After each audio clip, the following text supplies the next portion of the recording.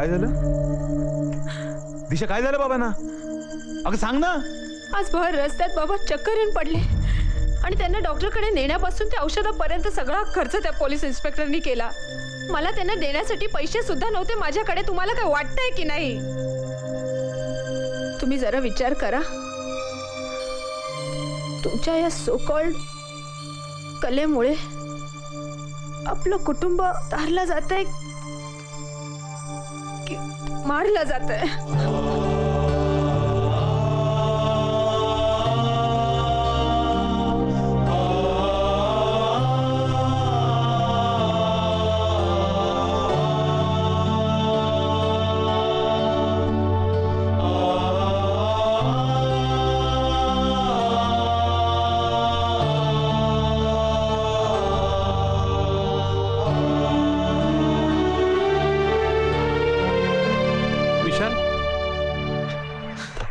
अरे हे काय रडतोयस का?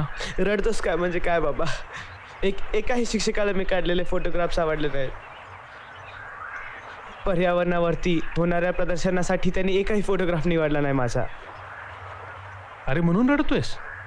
रडून परिस्थिती बदलणार आहे का? विशाल, स्वतःच भवितव्य बनवायला अथवा घडवायला प्रचंड जिद्द लागते. तो महासागर पाहिलास? माणसाची ध्येय आणि महत्वाकांक्षा या नेहमी महासागरासारख्या विशाल अफाट असल्या पाहिजेत. वादळ येतं आणि वादळामुळे महासागर खवळून उठतो, परंतु ते वादळ महासागराला आटवू शकत नाही किंवा महासागराला उद्ध्वस्त करू शकत नाही. शेवटी माघार घ्यावी लागते ती वादळाला.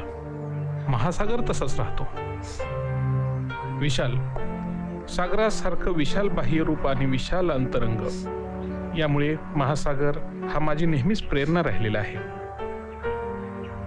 म्हणूनच तुझं नाव मी विशाल ठेवले. तू सुद्धा महासागराच्या कडून प्रेरणा घे आणि विशाल अशी स्वप्न पहा. जीवनात काहीतरी करून दाखवण्याचं स्वप्न बघ. पाहणार ना बेटा? हो बाबा.